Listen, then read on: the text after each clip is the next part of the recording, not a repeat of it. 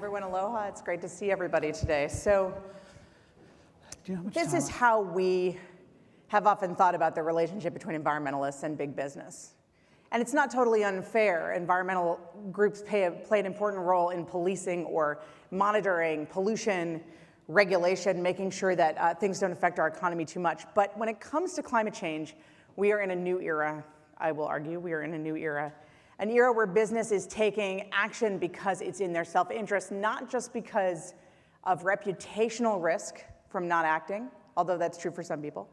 Not just because they're making clean tech products that are going to profit from an energy transition, although that's true for many of you, probably, but because there's actual clear risk to doing nothing or to ignoring climate impacts and clear opportunity in the energy transition. This is a slide from the recent Task Force on Climate-Related Financial Disclosures that Mike Bloomberg put together with former Bank of London head Mark Carney, and essentially shows that there are physical risks from climate impacts that companies are dealing with at the asset level every day, and there are opportunities that come from a transition to a cleaner energy economy that companies are starting to look at and investors are starting to look at every day. Now, when they do this, they look in a very granular way, and they need the right people to make the argument to them, and they need the right message to be given. The Risky Business Project, which I was fortunate enough to work on, had a lot of those key messengers. Now, the project was co-chaired by the first three, Mike Bloomberg, Hank Paulson, and Tom Steyer. I will not quiz you later on who everybody else is up here, and in fact, I don't want you to know necessarily who all these people are, because they're not messengers to you. They are messengers who speak in corporate boardrooms and at big mainstream investment conferences, and those folks know who they are, and that's what matters. These are key messengers for this message to key audiences. The Risky Business Project looked at both the risk from climate change from impacts at a very granular level, because companies and investors care about assets. They are not out there thinking about the global GDP. They are not out there thinking about how many jobs will be created across the globe. They are thinking about their own assets and their own industries. They know, and increasingly know, that staying on the current path that we're on will create massive risk to those assets and potential opportunities to their businesses. If we stay on this red path here, we will end up with those risks, and companies are starting to think about both managing for those and switching to other paths and what the opportunities are. The Risky Business Project looked at this at a very granular level. Now, this is important. Companies, again, are looking by county, by asset.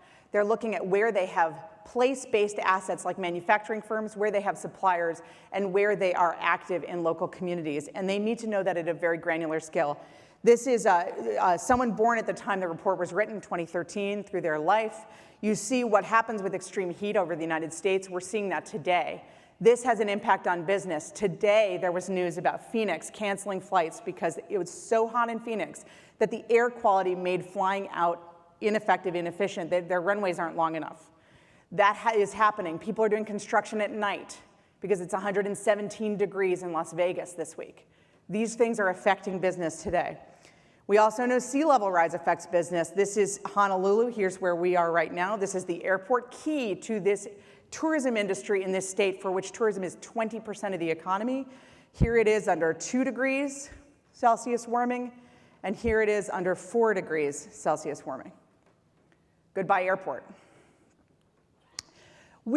Companies are looking at these risks in a granular way and a local way, but they're also thinking about opportunities in a granular way. They're thinking, how can we become more resilient in the face of these risks? How can we make better decisions? And how can we make those decisions such that we will bend that curve down?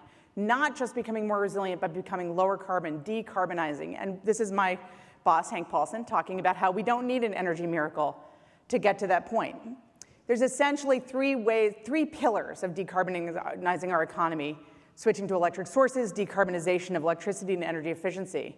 Now, another way to say that's a little less complex, with apologies to Omnivore Dilemma writer Michael Pollan, who famously said, "Eat food, not too much, mostly plants." We say, use electricity, not too much, mostly renewables. Now, doing this is not just good for the planet, it is good for the bottom line of many of these big companies. Companies are looking at decarbonizing, which means a switch from spending a lot over the life of a project, because fuel extraction, production, and transportation costs a lot, to spending a fair amount up front on capital costs to build projects and then nothing after that initial cost on fuel. Spending a lot on the wind farm and then nothing for the wind. Spending a lot on the solar array and then nothing for the sun. Spending a lot on carbon sequestration and then actually maybe profiting from selling off those credits. You see here that over time, the savings dwarf the spending. One of our risky business folks, the former head of Cargill, Greg Page, likes to say that decarbonization means a switch from fuel spending to capital spending. It is a different way of accounting, but it is also something that makes sense in those boardrooms. It makes sense in those investment conversations. When does this happen? It happens in a natural course of business. One day you don't wake up and say, I need to switch over my entire system to something low carbon. I remember when I had my first kid and everyone told me my life would change, and it turned out it did, but she didn't come out as a toddler running around screaming. She came out and it took a while. It took a while for her to get really challenging, and then she did get really challenging. But capital stock turnover to me is sort of the same thing. There are logical points in business where you have a turnover of your capital stock. You've got to build a new manufacturing facility. You've got to build a new plant. You've got to switch suppliers for some reason. These are the moments to make good decisions. And let me just say, they're not just the moments for business. There's something investors should pay attention to and all of us should pay attention to. We just got rid of, I'm embarrassed to say, my 1994 Volvo station wagon. Yes, we were driving a 1994 Volvo station wagon. And what did we do when we looked into a new car? We looked and we said, this is a capital stock moment. And we got a Chevy Bolt. We leased a Chevy Bolt. Now, it made sense for us to do that because of the policies, but it also makes sense because it's the future of transportation.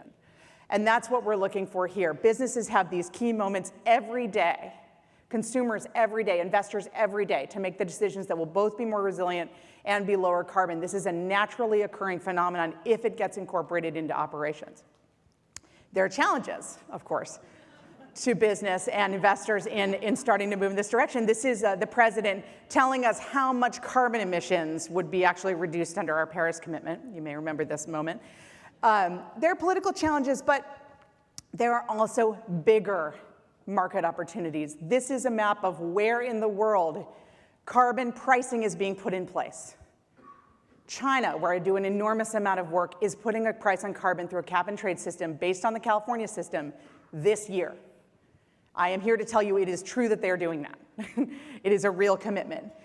Other places on this map have carbon taxes, are redoing their carbon prices. The EU and California are revising their systems to be more specific and more intense. So this is happening all over. And if you're a big company, if you work across jurisdictions, these markets are waiting for you to capitalize, to invest, to do that kind of capital investment that is going to create markets for you and going to help move that curve.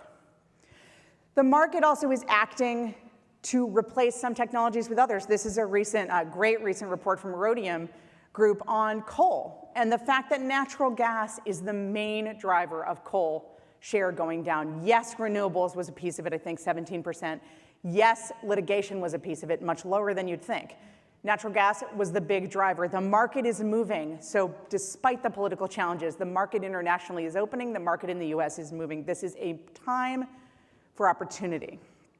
Investors and companies are starting to see this. BlackRock, famously big mainstream investment report out about climate risk. This is Bloomberg and Carney here in the Financial Stability Board, the World Economic Forum, recognizing this, the big business response around Paris. Everywhere I go to talk to investors and companies, I am hearing that operations are changing. I am hearing that capital is being put on the table to invest in decarbonization and invest in resilience. What's the big thing I hear in those conversations? That people don't know where to invest it. So the capital is out there. The opportunities are out there. The two are not yet meeting. That's where you all come in. It's time to bring those two together and make those opportunities clearer to some of these folks because this train is moving. This state, of course, I love the metaphor, has built the canoe.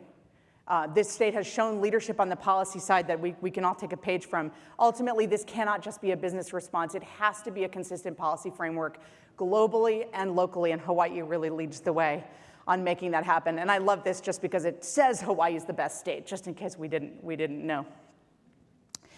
All of what I just told you is available online. Everything I just said is there. This is a canoe that we can build. We are in it. Companies are there with you. It is time to take advantage of the challenge and the opportunity. Thank you all.